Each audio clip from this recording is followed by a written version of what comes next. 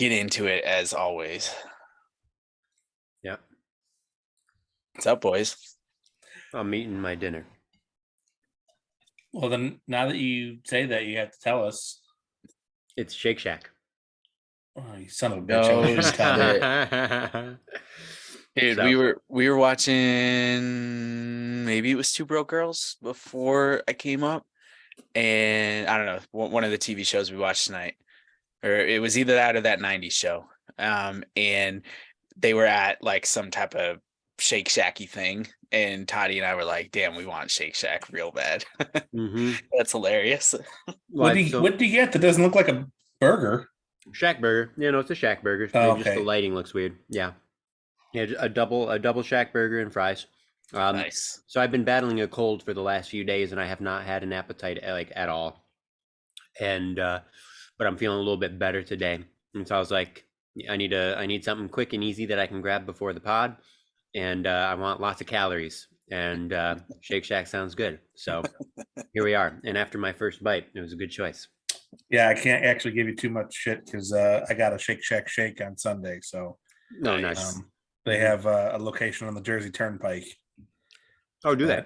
I didn't want a full burger and meal, but a black and white chocolate vanilla shake sounded delicious, and that's what I got.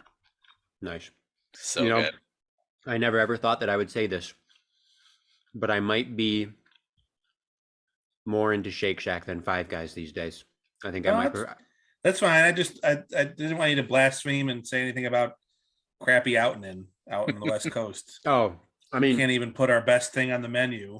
Yeah, I had In-N-Out once, and I was supremely underwhelmed. This was we had it together. No, Colin and I had it. You guys had it. I made Matt go. Yeah. Okay. That's okay. Yeah. I was not like I was kicking and screaming.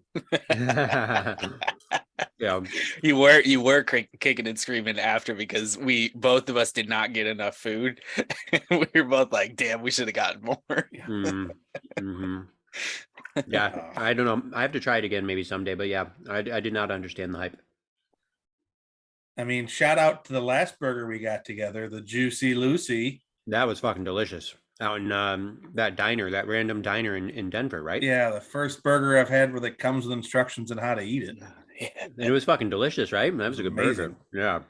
That was really good. Colin, it's essentially the center of it is just solid liquid cheese. So they literally tell you to like bite the corner off the burger and let the cheese steam escape. It was like, don't eat this in the car. Don't take a huge bite. Yeah. Be patient. Like, this will be good. You've got like bubbling, boiling cheese in the middle. Yeah. Yep. This is when you guys went to see Trampled, right? Yep. Yeah. I think you talked about it in great detail, like the instructions and yeah. Everything. I think we talked about it on the pod. Yeah. Yeah. Yeah, man, that was good. Speaking of the pod, welcome back to Two Jacks in the Schlub. Oh my God. Between Colin and Ethan eating his food. Yep. As usual. The show where we pretend to know stuff about sports and we know less about even everything else. Very good. Pretty accurate. Well, what are you drinking, Matt? Since you're fired up, I know you've got lots of stuff to say today. So I just cracked it. So this is week 2 of the other half anniversary extravaganza. So week 1 was Freaky Friday, which we talked about last week. They exchanged recipes. Week 2 is collaboration beers. So this is a collaboration with Fidens out of Colony, New York, and Troon out of New Jersey, which we've talked about these guys before. So I was excited to get my hands on this can. It's delicious. It's tasty. Actually, I don't know. I hope it's delicious. Yes, it is. It's pretty good. As I know, I will always get out of other half. What about you guys? It's like the safest gift I've ever given. It's just I know I'm really happy. Gift cards, and I'm like, it's gonna be good beer. I know it.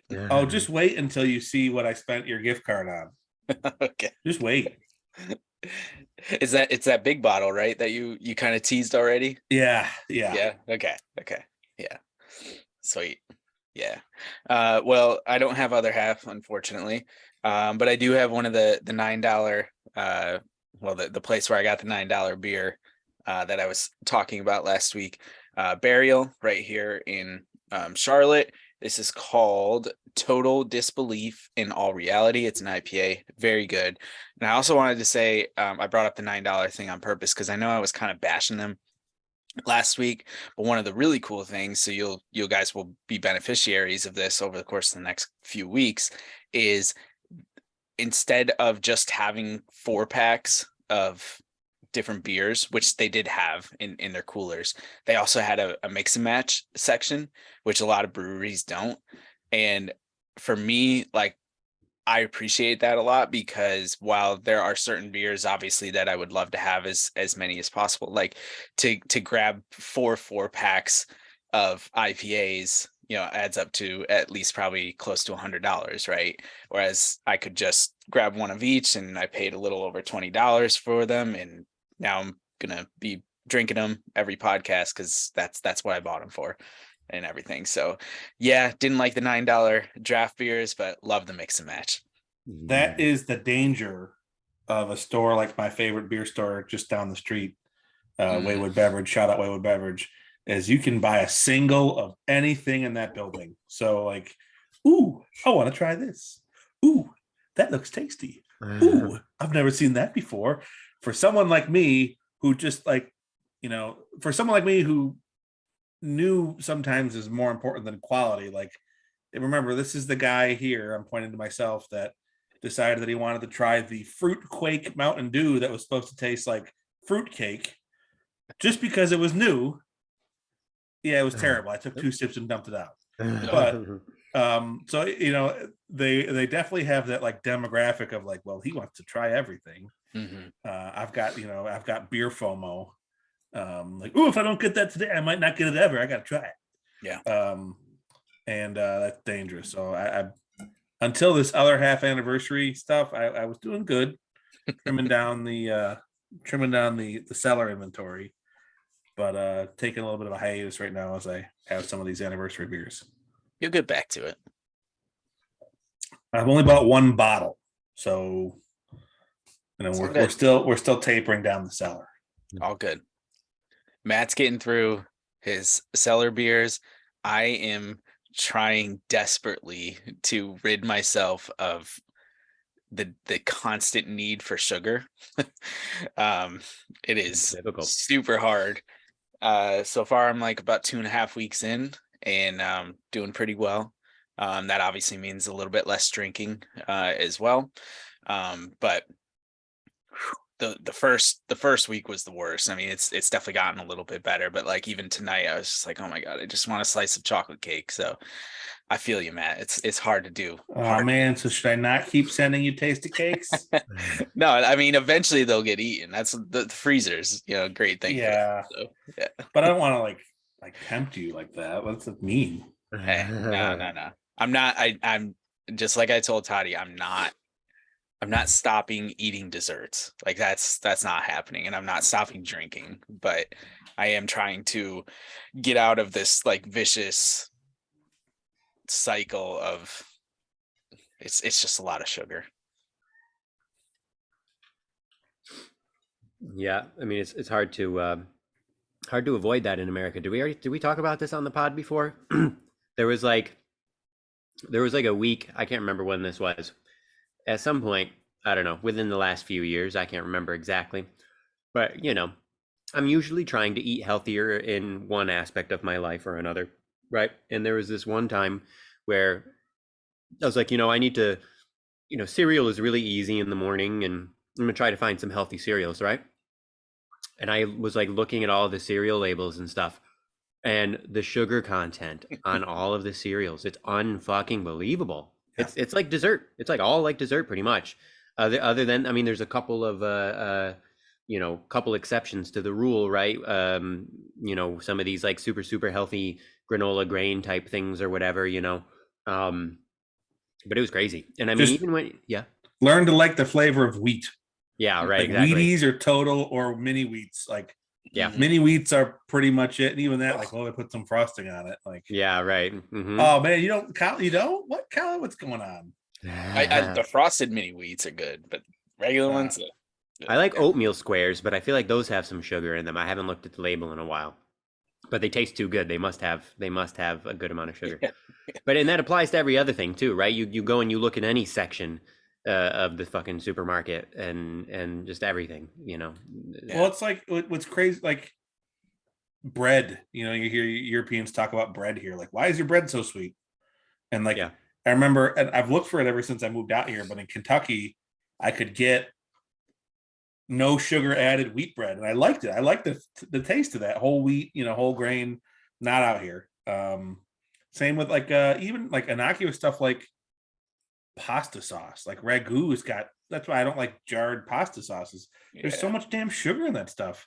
And they're trying to hit the salt, sweet, fat trifecta that go make our brains go nuts. And And then if you want good tasting sauce, you have to get like Rouse, the brand Rouse, and that costs like 3 times as much as ragu does. So, or you make your own. that's true. Yeah. That's right. Although I'm never gonna freeze tomatoes like I did last year. That was just hell. I bought a bushel of tomatoes and decided I was gonna freeze them all. You know, and I went through the whole blanch them, peel the sugar off, core them out, freeze them up. I was one step removed from canning them essentially, and that was just. I still have like 24 tomatoes in my freezer right now. Wow. But I digress. Are you drinking anything, Ethan? Yeah. No, as mentioned before we started recording, I'm fighting through a cold right now, so no alcohol for me. Whatever. I'm being healthy. Toddy will support me. I'll get a text. I'll get a text tomorrow morning, and Toddy will be like, "That was the right call, Ethan. You're being healthy." Alcohol kills germs. That is a truthful statement. I did not say whether or not that happens in lower quantities inside or outside of your body or lower concentrations. Ethanol will kill germs, though. I'm just that is a true statement. Throwing that out there. Yep. Guys, there's big news today. Wait. Before we get to, no, you got a bit. I got a bit. It's big news. You're gonna ruin my bit. Okay. All right, go ahead. We've been waiting. There's been a lot of mystery on social media about what's going on. I mean, they've been the best at their sport for, I don't know how many years. Some might even consider them the GOAT. And we finally heard today their decision. I'm talking about Breanna Stewart coming home to the Liberty in the WNBA. Syracuse's own made her announcement today, leaving the Seattle Storm and coming back. Big news. They got the WNBA super team now. I know they just had a big free agent signing, and they've got I can't pronounce her last name, but the last name with the Ionescu, Sabrina. right? Yeah. They are instant title contenders. She's not shying away from the spotlight. She wants to perform on the brightest lights, the biggest sports market in the country. She's also driving change for WNBA players. I know there's a lot of talk about whether or not they get charter flights, because I know that the league does not have the money that the leagues do, and she's trying to push for that equity everywhere. I don't know what the terms of her contract, but I hope she got paid. She never has to do any of that, go overseas and play nonsense. Hopefully it's not, that's the rest. It's a nice geographic location, just a couple hours away from Storrs, Connecticut, where she played her college ball, and 4.5 hours away from her hometown at our rival high school, Cicero North Syracuse. So welcome back to New York, Breanna Stewart. Win lots of titles. What's sad is that I didn't see anything about that at all. Oh, it just happened today. So I mean, if you were working, then I guess I wasn't on stuff too much, but I did hear the other big news. Yeah, that I did see. What was bigger than Breanna coming home? I don't know what you guys are talking about. I really don't want to talk about Brady at all. No, so it's not. Plus, who knows if he's even going to stick with it? Yeah, obviously free agency started today for the WNBA, like legally started today, where they could actually sign. But I think Stewie made her decision a couple of days ago, because Candace Parker let it leak that she's going to Las Vegas to play for the defending champion Aces and Becky Hammon and all of them. So that's really cool. And the odds have them in the Liberty as the two teams to make the finals and Yeah. and win it. But yeah, pretty cool. Was supposed the Shablina. Schlabina. Wow, that was The tough. Schlabina. Jesus, she'll be happy. Yeah, I can't say I've ever seen a WNBA person or WNBA game in person. The closest I've gotten is I was standing about 10 feet away from Elena Deladon in a hotel lobby in Indianapolis once. Yeah, that was pretty cool because she's playing in DC, right? Yeah, this was 2012. Yeah, but she was still in or college. maybe 2014. It was a while ago. Yeah. But number one, holy crap, was she tall? Number two is like one of the only WNBA players I could recognize in the street, but I was too chicken to go say anything. But who's the biggest sports star from CNY, from Syracuse area? Would it be Beyond Stewart? Tim Green, Mike Hart, Mike Who was Hart, the first DeAndre person? Blatch, Who was the Brianna first? Stewart. Tim Who's Green. Tim Green. Is Who's Tim Green? Like Football the most player. famous alumni from our high school. Yeah. I don't know who he is. I know who Mike Hart is. He's written like 15 or 20 books. He Really? was a Rhodes Scholar. He was an All-American defensive tackle for Syracuse. He's one of the retired numbers at Syracuse, I think. Did he play in the NFL? He played like 8 seasons in the NFL. Oh wow. Yeah. Okay. Yeah. Mike Hart. Corbin. Mike Hart seems like Corbin. Yeah. Who had the most like sustained excellence? It seems like Hart or Stewart. Huh? Hart never made the NFL. Yeah, he did. Yeah, he was with the Colts there. Wasn't he good with the Colts for a few years? Never. No, he wasn't good with the Colts. He made the Colts, but Oh, I thought he was good. No, he was really good with Michigan. Okay, but he was never kind of flamed NFL. out in the NFL. Yeah, yeah. Pro athlete. I mean, Stewie's probably got to be it. Dorsey Levens had some sustained excellence in the early to mid '90s. He was in the NFL for like 6 or 7 years.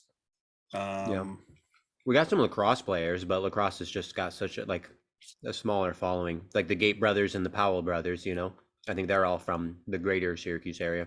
But yeah. What Jim Brown's? He went to Syracuse, but he's not from Syracuse. No, right? he's not. He's from Long Island. Long Island. That's when you learn that, you go, oh yeah, that's why I played lacrosse. So, 4-sport varsity athlete, lettering athlete. Yeah. Okay. Crazy. Interesting. Yeah, I'm trying to think who else. Maybe there was like an obscure.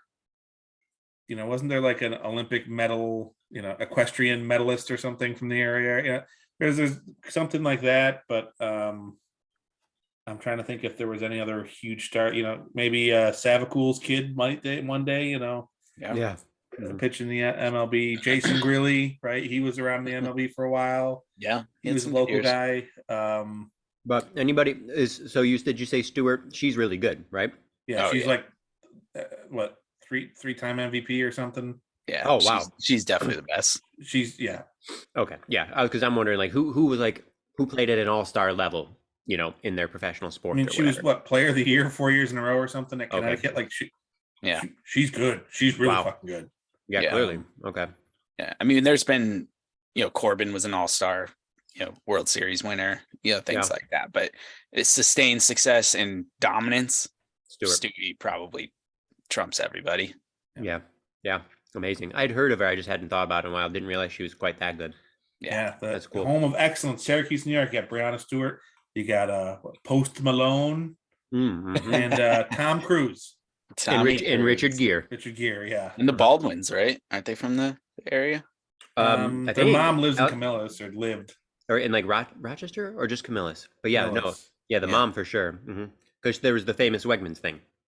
Yeah. She'll never leave because of Wegmans. I think she's left by now, but yeah. Pretty funny. Yeah. I don't know. I had a thought on that, but I forget. What's on the docket for tonight? Well, Matt's got something for us, and I'll let him get to that in a second. I have a fun draft idea if you guys want to do that after Matt's thing. But before we get to that, so far, I've taken a look through the schedule for Yankee games next season. And I have one weekend in particular that I'd like to throw at you guys and see what you think about it. September 15th through the 17th at Pittsburgh. No. Oh, okay. Okay. No. The 30th through the 2nd at St. Louis. What of what month? June and July. June, July. Sorry, that's a good one. That's a good one. I should let you go. What about Miami and Tampa Bay? Well, so honestly, I want to go to KC is where I really want to go. But the reason I'm a no for the Pittsburgh series and the reason I'm a no for KC is because they're both in September, and Toddy and I have both agreed already that we are going to go see the Giants play the Saints in New Orleans, and make a trip out of it. We know they're going to New Orleans. We don't know what weekend it is yet. So maybe it just depends on when that schedule comes out. So the other weekend, I guess it doesn't necessarily need to be a weekend, but I just figured that might work best for the three of us. But the other one I was thinking is they're headed to Colorado in July. We're going to be there for that. So yeah, you should get out there because Ethan and I are going to be in Colorado that week. That's right. We're going to be there for the Trampled concert. I've already signed up for pre-sale tickets, bud. Jeez. Wow. Well, I'm just gonna go fuck myself and leave. Wait, when's the Trample concert? Thursday night. Yeah, Thursday night. Thursday the 13th.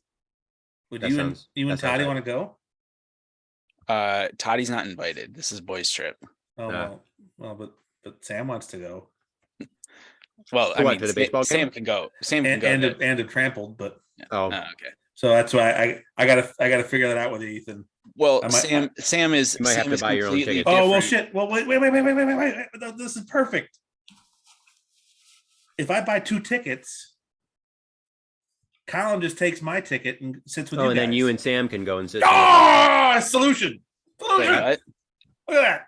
Yeah, that could work. Again? If I buy 2 tickets, which I should do soon because it's going to sell out. Yeah, it'll sell out if it hasn't yet. Then you can just take the seat that I had with Ethan. Yeah, because my uncle bought 5 tickets for him and his wife, me and Jeremy and Matt. It's the same. How does he already have tickets if you're on pre-sale? Oh no, this is for the concert for Red Rocks for the Trampled concert. Yeah, I know. Didn't Matt say he's on the list? He was talking about that was for the baseball game. For Rockies, I'm on the pre-sale list for the Rockies game. We already have tickets for the concert. Yeah, it's like their premium series. It's like these games, and the Yankees series are premium games, and you have to have early access. I figured they were going to jack them up. Yeah. Got it. Okay. So if you want to come out, yeah. Well, publicly, I want to say that Sam and Toddy are completely different situations because Toddy and I come with 2 little kids attached to everything. True. So as much as Toddy, I'm sure, would love to also come to Colorado, that's a whole different situation. So good save. I guess it makes sense though if we're going to do a Yankee game. I didn't even think of this because Matt and I were talking about the Colorado weekend about going to a Yankee game since we were going to be there. I didn't even think about inviting you, Kyle, because I just figured, I don't know, it's like really far away. I thought it'd be way too much of a hassle. Literally, Colin, I'm so happy because it was literally we already had our tickets for Trampled. Like, oh fuck yeah, the Yankees going to be there too, and that was as far as we got. Yeah, that was as far as we got, right? So I would need to make it work Thursday the 13th, and that's the day of the Trampled concert, right?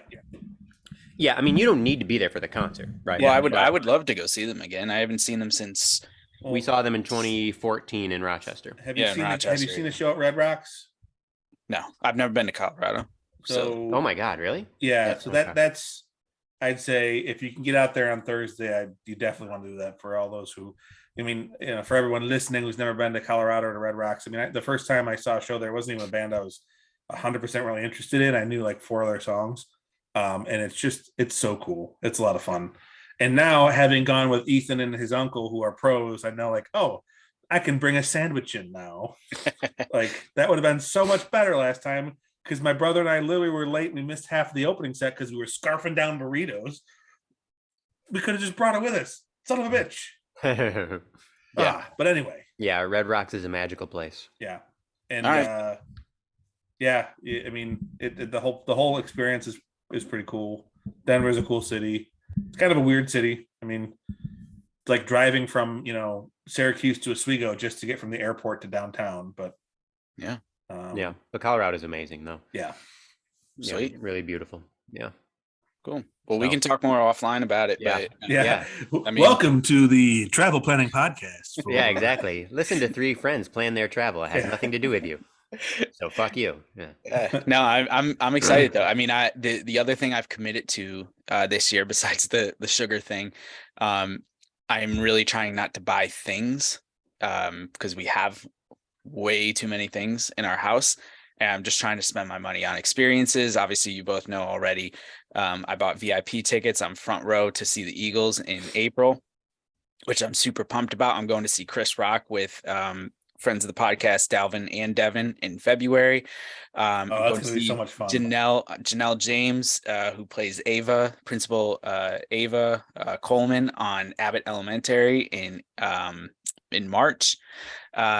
And Bay just announced that the Beehive is coming to Charlotte in August. So we are on the pre-sale to get Beyonce tickets in August. And then I told you about that trip to New Orleans, and then we're even thinking about maybe going to Miami for like an actual vacation later this year, since this is not a vacation that we're on right now, even though both of us aren't working and everything. So we're spending money on experiences, and I would love to the long short story. What's that TL? What's that thing? Too long didn't read TLDR. Yeah.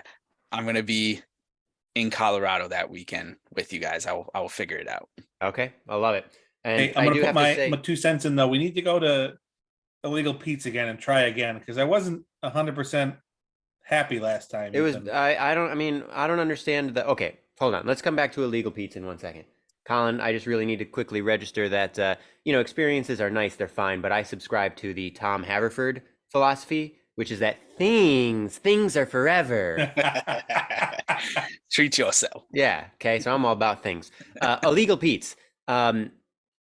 Yeah, Matt, I don't understand. Like, so you had heard of it before or something, right? It seems like it's a famous thing. I've been there multiple times. It was just not like impressed Moser with Chipotle. It was like, the one we went to. I wasn't all that happy. it was with. fine. So what was is it? impressive about it? It's just like one of these like counter serve burrito joints, like Moser Chipotle. It was crowded. We didn't get a seat at the bar. We didn't get beers. They didn't have all the meats that we normally would get. Like, or we Okay. just try another burrito place. If or you we want go to try, someplace if you else. want to try it again, we'll go. Yeah. I mean, I just assumed that what we had was the typical Illegal Pete's experience. No, I was a little underwhelmed. Yeah. Okay. So you had better experiences than Oh, yeah. you before that. Oh yeah. All right. Well, we could try it again. Yeah, and we could get go to one of those diners and get some green chili again. Oh, yeah. Mm. Kyle, they do green chili out there a lot. It's like this like Mexican thing, like green chili sauce, and it's New really Mexican. New Mexican. Nice. And I say that it's because I delicious. have a friend from New Mexico, and he would wring my throat if I did not Oh, okay. specify, because I once called it Colorado green chili, and he said, "Excuse me, it's New Mexican green chili." Well, it's delicious. Very Yeah, cool. it's very, very good. Cool. It's like I don't know, it's like a spicy tomatillo salsa, but like with a good tang. Mhm. Oh, it's good on everything. And then you throw in just like big chunks of pork. Oh, It's excellent. Yeah. there you go. There's your clip for the episode. Uh-huh. Uh-huh. Fucking love it. But yeah, that'll be fun. That'll be awesome. Where do you guys, not to keep pushing the planning angle, but where should we sit in Coors? Anywhere Oh. good. Yeah, let's spend the money to get good seats. Yeah. Yeah. I I mean, mean, if I could get like seats that we got in City, I know they were left field, but they were Homer zone those were seats awesome. and front row. So Yeah. Yeah. Mm-hmm. Yeah, that'd be great. Yeah. Yeah. I mean, like you said, they're going to be jacked up because they're the premium. Right. yeah, but I'm just hoping to avoid getting them on the secondary market. That's all. Yeah. That's the only reason I'm in the pre-sale. Yeah. Can, right, yeah, can no, I that's sign smart. up for the pre-sale? Yeah, you should be able to. All right, I'll make a note. It might have ticked over on February 1st, but go ahead and check out their website. Today's February 1st. Yeah, So. that's what I mean. You might be too late. Double check. Okay. I'm gonna do it. Why, Matt? You have something you want to talk about? It just so I have to. It's an article I saw today, and it was very, very poignant. I just it made me think, and I'm very glad I read it.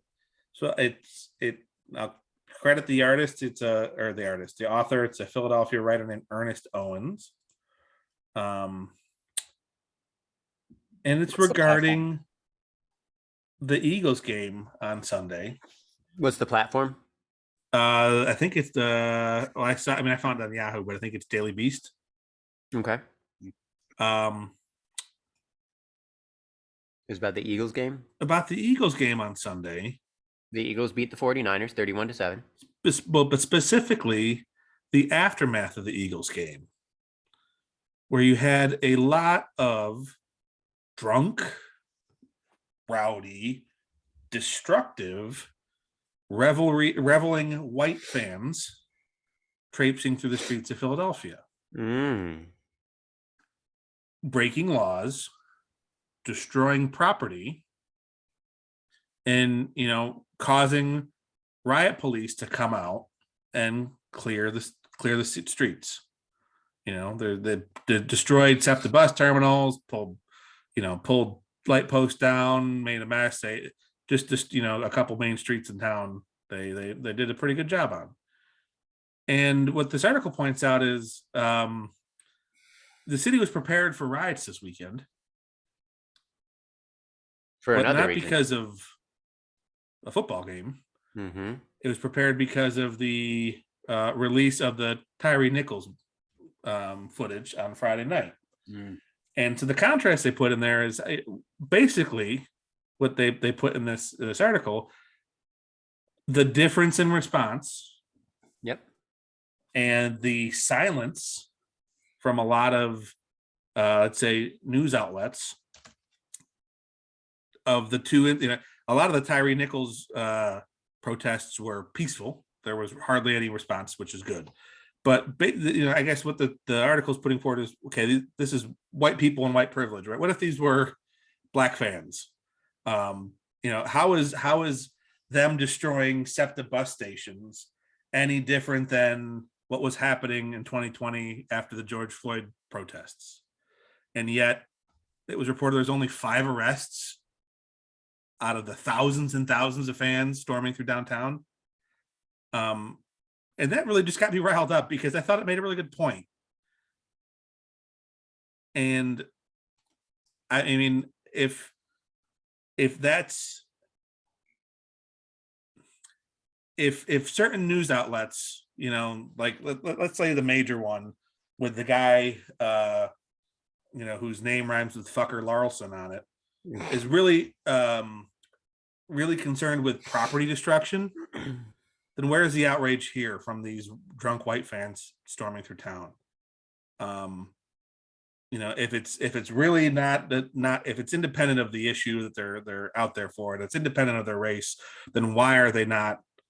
Why is there not more anger about what happened downtown? And again, it was joyous celebration, but that doesn't mean it's any less destructive, any less damaging than the outcomes of some social justice protests and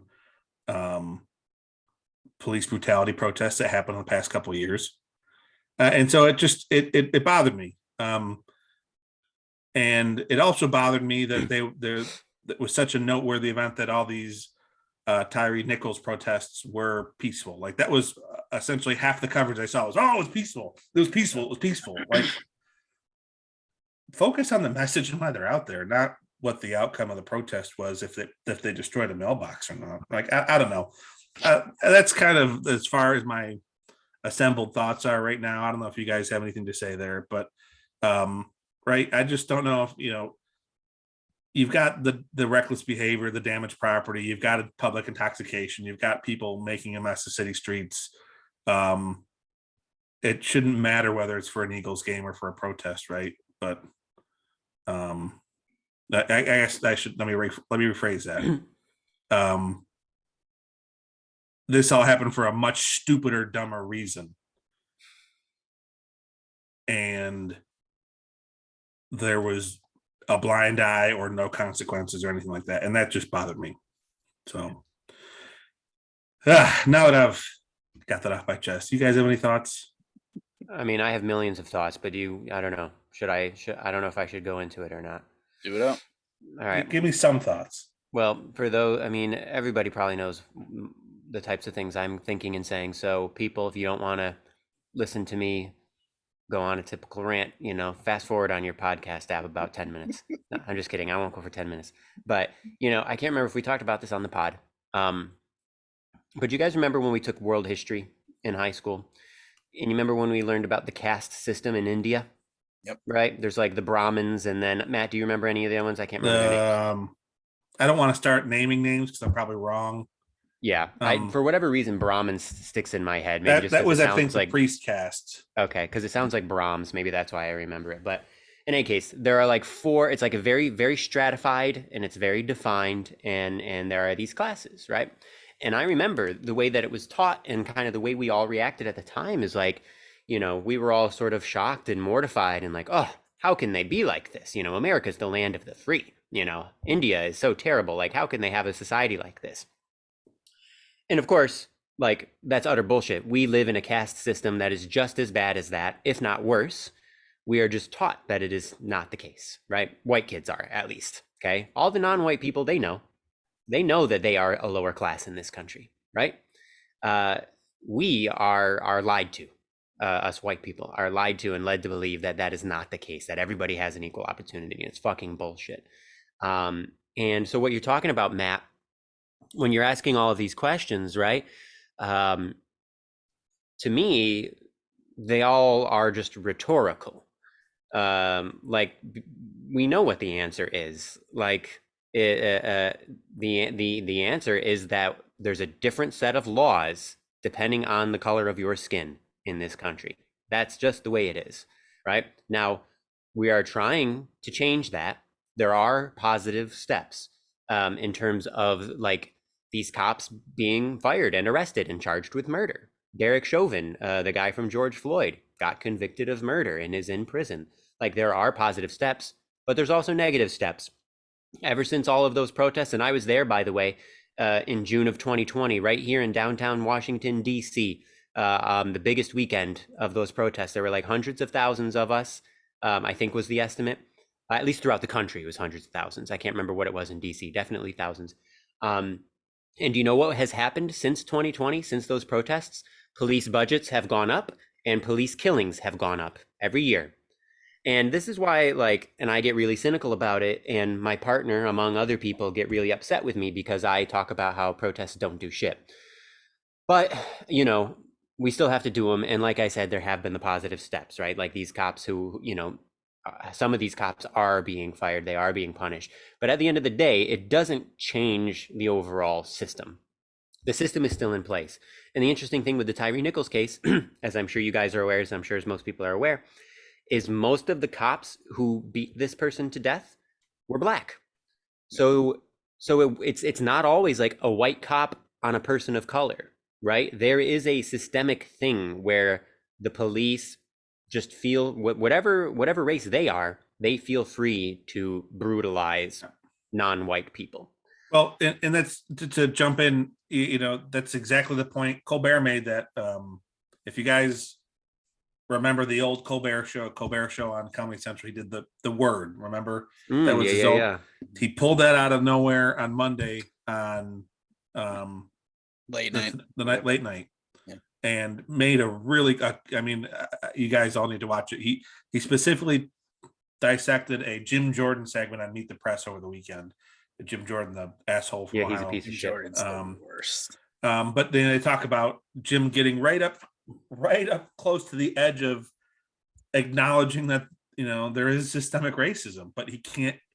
The farthest he can go is saying, "Well, there's evil out there, and he doesn't know what to do." He gets right up to the edge of acknowledging systemic racism. He almost gets to that point, but it's become such a rabid talking point on the right now that just him even trying to approach the problem would be considered him being woke, and he'd be, which the only people who use the word woke are on the right anyway right now. But that just prevents any sort of discussion and change anyway to begin with, because they're not even willing to engage and think outside, their political ideologies right now. But anyway, sorry, Ethan.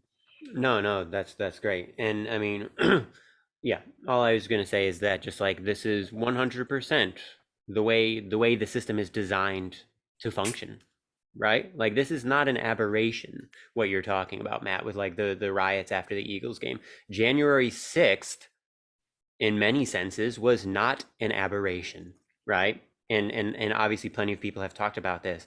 If that was a group of young lefties and people of color like myself and the protests that I was part of in June 2020, and we had all marched on the Capitol, it would have been a much different result, right? Well, I mean, they had the picture circulating after the riots, right? Remember it showed the police presence for Black Lives Matters protests. Yes, and there was hundreds of uniformed officers with rifles. Yeah, exactly. Yeah, and I remember walking. So now when I was at them in June that year, I don't remember seeing like a giant line of a ton of officers. I think that was probably that must have been in like Minneapolis, but I do remember walking along streets in DC, and we were all walking in like, pretty organized lines, right? Just kind of walking, filling up the streets of DC. And on the sides of the streets, every once in a while, there would be cops, a couple cops standing together here, a couple cops standing together there.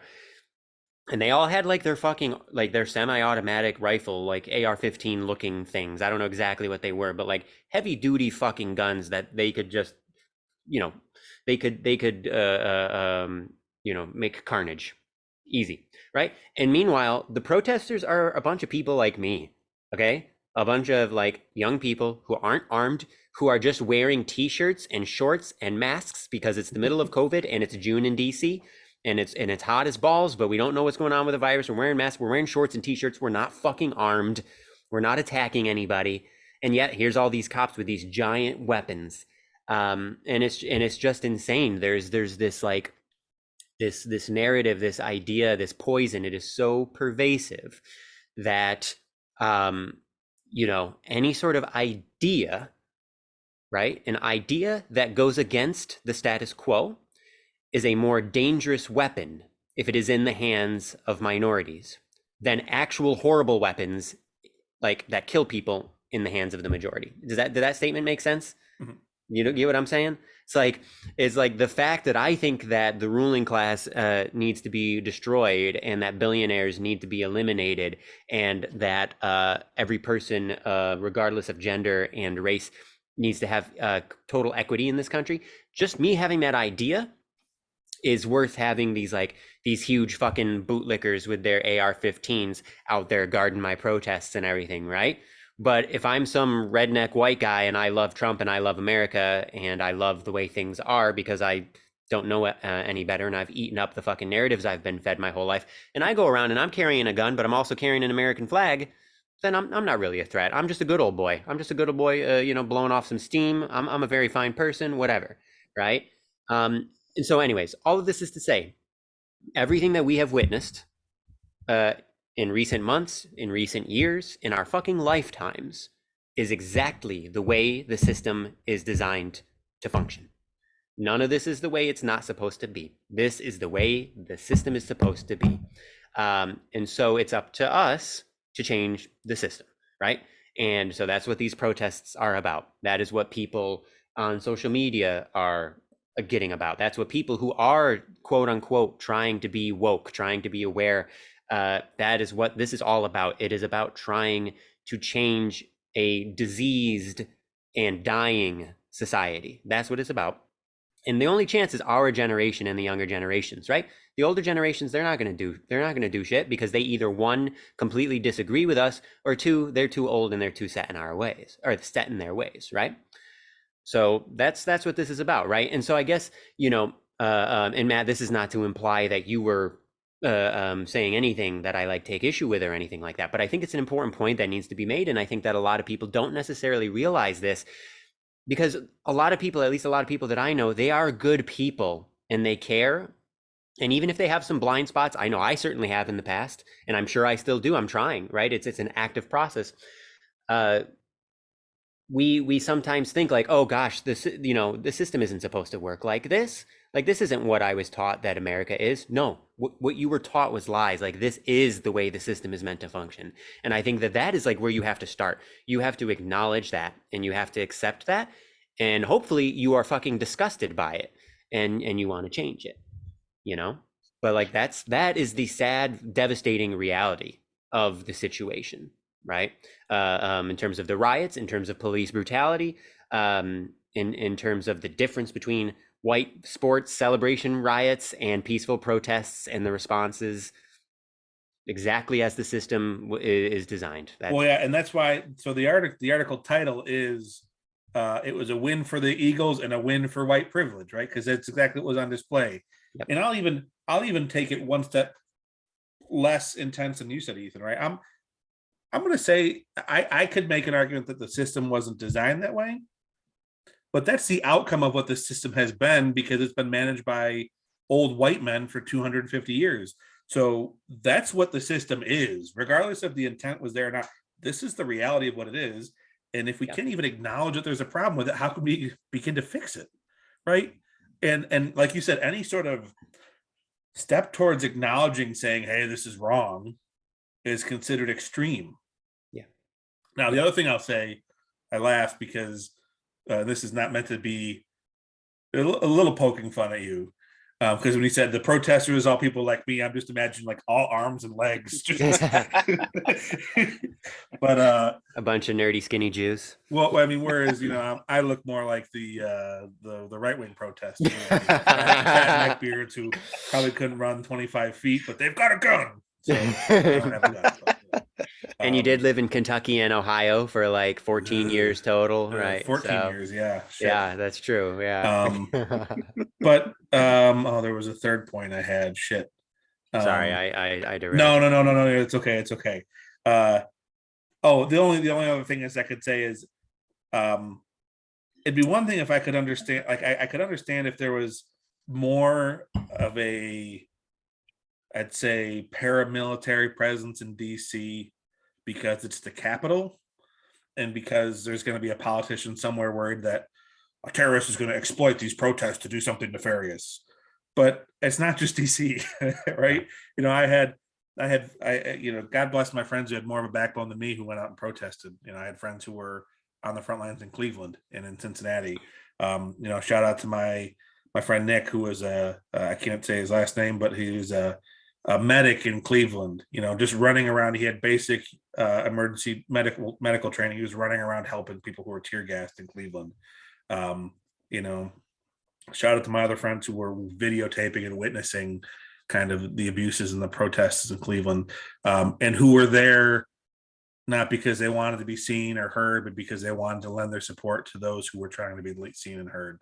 And it really is. And again, shout out to you, Ethan, because it took a lot of courage, and that's important, and it needs to be done. I was scared. Yeah, I'll admit I was scared at first. But it ended up, thankfully, everything was fine. The cops were chill, the ones that the day I was there. And it ended up being, I guess we weren't doing the pod yet at that point, right? When did we started in 21? Yeah. Right. Yeah. I can't remember if I talked to you guys much about it at the time or anything, but it ended up being one of the more meaningful experiences ever, of my life. Especially coming off of COVID, so that was like June 20th ish. So coming off of like 3+ months of complete lockdown, right? And you guys will remember that my ex, my girlfriend at the time, was even extra cautious, and I was pretty extra cautious too in most ways, and so we were like super strict, right? And it was so she was really going on a limb to go and do this. She was really nervous for COVID reasons, but point being, we had been cooped up in this tiny apartment for months. The world was terrifying with everything with COVID and stuff. And then we went out and we were part of this protest, and the feeling of solidarity and the feeling of community, it was incredible. It was really, really amazing. And I got a little bit of that. I went to a protest last year when the Roe decision came down. And that was pretty powerful too. It wasn't quite as powerful for whatever reason as the George Floyd ones, but It ended up, I'm really glad I went. Obviously, if I had gotten pepper sprayed or murdered, I don't know if I'd be, saying the same thing. But yeah, it was like a really powerful experience, and I was glad I did it for sure. So, but yeah, I'm glad you brought that up, Matt. I think that that's like super important stuff to be thinking about. I think it's, one of the things that we all need to be doing, in my opinion, right, is especially white people and especially white men in America, is we need to be, just even acknowledging it. Matt, you were just talking about acknowledging it, and how so many people see that as the problem. And I think that's so interesting. That tells such an interesting story, right? Like we talked about, did we talk about on the pod with Ron DeSantis and like the African American Studies AP class and all this?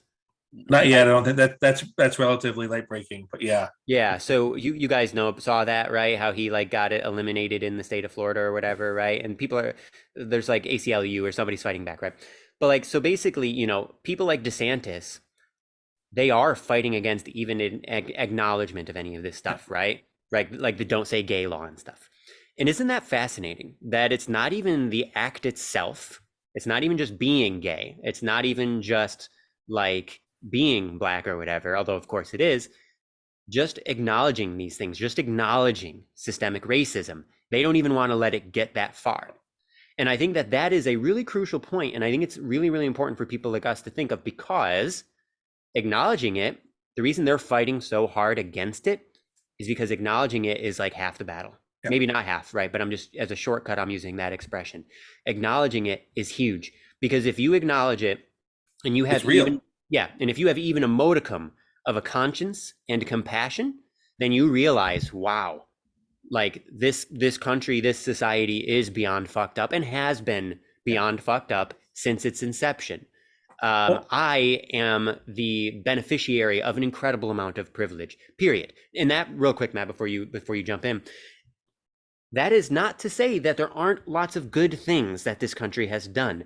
That's the other thing that I think that really pisses me off about this conversation. You got to divorce them, right? Yeah. Like as soon as somebody like me starts to say that kind of stuff and talks about how many problems there are with this country, they think that like I am saying that America has been like a complete waste of time. These things are not like mutually inclusive or mutually exclusive, mutually inclusive, whichever one. I got cold brain. I've got a haze in my brain from my cold. They can be separate. You know what I mean? Like America is allowed to have done some good things, but also have been like by and large really fucking horrible for its whole history. Both of those things can happen at the same time, right? And so that drives me insane. Like I'm not saying that there haven't been plenty of good things. There have been some, but in my opinion, the crimes, the sins far outweigh the good stuff, and it's okay to acknowledge that. And in fact, as I was saying, the acknowledgement is just so huge, because once you see it, once you get there, you realize it, you understand it, and you want to make it better. You want to change it, and that's what we need, right? We talk about like, I'm sorry, Matt, I know I said I was gonna let you jump in, and now I'm like following, I keep having an extra thought. We've been talking about like our friends' kids and stuff. Colin just had his newest kid, right? And, think about when Colin's kids and all of our other friends' kids are our age, okay? Think about in another 30 years from now, what kind of society do we want them to be living in, right? And the acknowledgement, and then hopefully the efforts that result from that, that's what needs to happen if it is going to be better in 30 years. You know what I mean? And so, yeah, I think that that's just such a crucial point. Anyways, Matt, I'm sorry. No. You make a lot of really good points, and like, that's why I take issue with. And this is people that are close to me and that I love. That when I say I don't think America is the greatest country in the world. That's not to say that, and they do it right out of the gate. Yes, it is. It's like, to me, what I perceive it as, not necessarily, what they may think the same thing, or they may think differently, but what I perceive it as is an immediate blindness to any opportunity to get better. Like, and that's where, like, if we don't acknowledge it, it's like complacency. We're not going to fix it. Yeah. And there's a lot of stuff we need to fix. So a lot of stuff that was amazing that we've done as a country, but a lot of stuff we need to fix. And I'll say, I know right now, I know a half dozen people who are out on Sunday after the win that just left the bar and were walking around and having fun, like not destroying, just being with a crowd, being fun, having fun, enjoying the night, enjoying the win. And there's nothing wrong with that. But I just, to me, it's just shocking that the complete 180 reverse reaction to behaviors in any other context that would be considered, terrible and needed to throw those people in jail is considered, oh, well, they're just having fun because their sports team won. Yep. And that's what got me riled up to start this all. So, Colin, you've been quiet. You got to have something to think. But I guess, well, I'll just wrap my thought. Like, there's no problem being out there and reveling and having fun and being part of that community, right? Sure. There's nothing wrong with that. Like, and I think that's cool. And I do appreciate the pride of this city. As weird as this city is in Philadelphia, like, that pride is cool. It was neat to see the light up drone display above the art museum. That, I don't know who put that together, but that was cool. That's pride, and that's local pride, and that's it's part of the community here, and it's part of what people consider their DNA. It's just that segment of the kind of the craziness that came along with it. It just was the difference in response just really bothered me. Colin. Yeah, I mean, everything you guys have said is, I can't really top it, so I'm not going to try to. Both of you we're really brilliant. Yeah. And then we had also wasn't there something else we're going to talk about tonight? Sorry. No worries. But both of you mentioned this word community, and I'm going to read you a passage in just a minute, because it made me think of this. And I think one of the most frustrating things about me, or about my experience as an American, is Ethan, like you said, the lack of acknowledgement, the lack of recognition, the lack of ability to learn from the mistakes that our country and our people have made in the past. And JFK, or not JFK, RFK, I'm looking at the JFK library. RFK made a speech. It's a very famous speech. It's called Mindless Menace of Violence. The day after MLK was assassinated, and less than 2 months before RFK was also assassinated. And I'm just going to read this passage because I think it better says some of the thoughts that are in my head. It's just an excerpt from the passage, but it says, "When you teach a man to hate and fear his brother, when you teach that he is a lesser man because of his color or his beliefs or the policies he pursues, when you teach that those who differ from you threaten your freedom or your job or your family, then you also learn to confront others, not as fellow citizens, but as enemies, to be met not with cooperation, but with conquest, to be subjugated and mastered.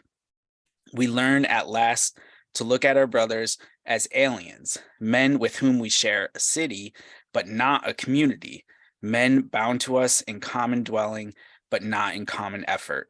We learn to share only a common fear, only a common desire to retreat from each other, only a common impulse to meet disagreement with force. For all this, there are no final answers." That was April 5th, 1968 in Cleveland. Jesus Christ. RFK had a good speech writer. This is 2023, and we deal with a lot of those same things. And Ethan, you were even talking about it, like I have 2 kids, right? And that word hatred is so powerful, yet it gets thrown around like so easily.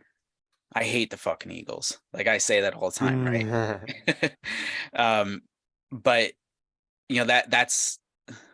that's just the start of it, right? You have to look deeper though into why, and my hatred of a American football team is nothing in comparison to some of the things that you both talked about in great detail tonight. And like in it's scary to think about my daughters picking up on that language, on that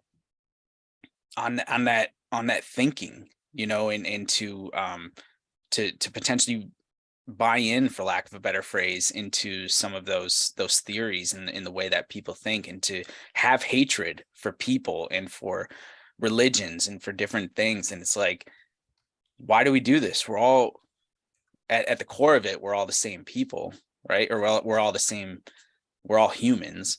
Not the same people, but we're all humans. And it's just scary. And like I said, the reason I read that passage is because, I mean, obviously you guys know I love the Kennedys, but I just can't believe that we live in a society where all of those things still happen. 55 years later.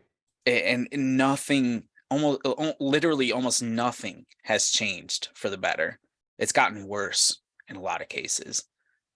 And especially when you, and like in this, maybe I'm guilty of being part of getting sucked into that system. We talk about like those Magaga people and how destructive and how scary they are. And I don't know, maybe if I sat down with them, I might be able to reason with them, or be able to understand them at the very least, and everything. But I look at them, I look at the Lauren Boeberts and the Marjorie Taylor Greens and the Donald Trumps, obviously, and it's like that's some scary shit to me, and it's like, am I hypocritical of what I just said? I don't know. But it's difficult to reconcile that's why I read that particular part of the passage, though, is because he mentioned the word community, and he mentioned that there really isn't an answer. And I think he was, subtly or not, he was talking about the system, like there's no answer for it because this is the way that the system is set up, and until we change the system, this is what we have. Yeah. Well said. And I agree with the the struggle and the reconciliation you're talking about, because I think about it all the time, actually, that same idea. Because the idea of thinking of like common effort, to use a phrase from the speech there, and community community with people like Lauren Boebert and Marjorie Taylor Greene, like that's like unfathomable, the idea of like being part of a community and working together with somebody like that, right? And I'm sure they would say the same about me. I'm their worst nightmare, the same way they are mine. And I don't know what the answer is, really, but Matt, you looked like you were about to say something. No, you guys are good. Okay. Yeah, but yeah, well said, and a good clip there from that speech. Thanks for sharing that. Yeah, I just was laughing because it's just stupid comic relief. Every time I hear like RFK or JFK, I just think like John fucking Kennedy. Like, Oh. that's all. That's why I was giggling over here. Like, Oh my god. We're such children. Yeah. No, the other thing I wanted to do, we can totally do this next week, because actually this might give you guys some time to plan, and it might actually end up being a better episode this way. I was thinking about this on my walk. I would love to do a draft. Baseball season's right around the corner, so get people excited about baseball. A draft of our super teams in our lifetime. So 1989 to here, a player had to have been active, during one of those years. I have the roster because I have a sheet here, and I'll share it next time. You get a starting pitcher, you get all 9 position players, you get a designated hitter, and you get a closer. So the goal is that starting pitcher is going to bridge you to the closer. You don't get any relief pitchers. And we'll do it. I was thinking we'd do it like a snake draft. So Matt goes first, Ethan, me, and then I go first the next round, Ethan, Matt, type thing. Who's ever in the middle, I guess, kind of gets screwed with 3 people doing it. But it's I was thinking of doing it that way. And then the only other, let's see, what did I write out here? Oh yeah, the only other rule is that you get to pick a particular season for the player. So Oh. like if I draft A-Rod number 1 overall, I most likely am going to pick A-Rod's 2007 season as my actually I don't know, I hope you draft A-Rod. because he would be my third baseman then, Yeah. because I was thinking he was going to be my shortstop. I mean, I thought you'd go full Joe Paz and pick like Pedro. Yeah, I was thinking, well, since I was the one who came up with it, I was thinking about that this morning. I was thinking about pitchers specifically. And I was like, Pedro, Clemens, There's no shortage of good Randy. options. Yeah. Greg. Yeah. For There's, anything. Maddox, yeah. Greg, yeah. Yeah. Which means we'll be leaving a lot of really great players off the table because it's just 3 of us. Yeah. But it will be interesting to see like who we Very. pick to kind of fill out. And especially like if you do have to assign, specific season, and like, maybe there's a way that you guys with your much better searching analytics and stuff on Baseball Reference, like maybe the episode after that we can follow up and you guys can like look up wars and things like that and kind of figure out the weights of, I kind of want to research beforehand and like make myself a draft board right of like my top 5 for each position and stuff. We've never done anything like this. No, we haven't. I like the idea. Yeah, it would just be something fun. At first I was going to be like, let's do everybody like all time baseball, but I was like, that's way too many players and there's only 3 of us. So that's why I said, okay, our lifetime. Let's 1996 Brady Anderson. Hey, that'd be a hell of a center fielder. you could. 50 home runs has not happened very often in history, as we've talked about. Who the hell else? I mean, Mike Trout, obviously. 16 the year before and 18 the year after. What the fuck? Yep. One of the weirdest seasons. Yeah. In our lifetime, Brady's probably the number 2. That season is probably the number. Well, if you're just going to try it, because you only get to draft Mike Trout once, so you only get to pick one season. So whoever drafts Trouty, then it's like, who had a better season as a center fielder in our lifetime? I mean, I got to imagine that like Griffey had some better years. Yeah, right? Griffey. Yeah. And I'm wondering, actually, I never looked up Brady Anderson that year. Was he good other than hitting 50 homers? Did he do anything Probably else? not. Probably not. So let's see. He's an Oriole. Come on. Yeah. He scored 117 runs. That's good. He had a 1034 OPS. That's very good. A 156 OPS plus. That's very good. He stole 21 bases. So that was solid. I don't know how his defense was. We can't really trust Baseball Reference D WAR for defense. Not, you got to take it with a big grain of salt. But his offensive WAR that year was 7.4, which is excellent. Yeah, that's awesome. But so funny, yeah. 50 homers. I mean, it's like we've talked about it before, so we don't need to go. I don't need to go down the rabbit hole again or whatever. But like, people don't realize we've gotten spoiled because of the steroid era. But even counting the steroid era, let alone if you discount the steroid era, 50 homers for anyone is a rare thing in baseball history. And the fact that Brady Anderson did it once, and Luis Gonzalez, it's just fucking hilarious. Gonzo. Yep. He hit 57. Yeah. Which is even crazier. Yeah. Yeah. Like, did A-Rod even hit 57 ever? 56, I think, in 2007. Okay. So, like, yeah, some of the greatest power hitters who ever actually lived he might have hit 57 in Texas. Actually, I'm trying to remember. Yeah, he might have done 57 that like first. He hit 54, I think, in 2007. Look it up. Yeah. He I feel hit, like he hit 57 in 02 with Texas. Yeah, with Texas. That was his career high. So A-Rod, one of the greatest sluggers of all time, and he hit 57 once, and that's his career high. Luis Gonzalez also did that, It's just, it's pretty wild. Yeah, the year before, that was back-to-back years, 01, 02. Which Gonzalez was 2000. Oh yeah, Gonzo, that's right. Yeah, that's right. Yeah. Exactly. Yep. Stupid broken bat. Fucker. Yep. Mm-hmm. God. He was not teammates, but they grew up. Tino and him grew up in the same area of Tampa. Oh yeah, that's right. I feel like maybe you told us about this maybe last time that Gonzo. Yeah. Now you're saying that. Yeah, that's super interesting. Yeah. Yeah. But yeah, I love the draft idea. That sounds fun. All right. Well, Yeah. people they know now. Yep. Hmm. So if they want to Gotta skip do it. an episode of drafting baseball players from 1989 Well, forward, then we're still gonna talk about beer, and if there's anything important that comes up between now and then, we'll talk about it. But yeah. we'll reserve a good chunk to do our draft. Yeah. Maybe I'll get some music. Sounds good. All right, boys. Any shout outs? Matt already Uh, gave a ton of shout outs, so he's Yeah, he did. disqualified. Brother Hey, just Jeremy, be, don't hate the player, hate the game. Okay. brother Jeremy, who texted me and said he wants to come back on. So, Dude, brother Jeremy, I am gonna just say this one last time. Do not text your brother.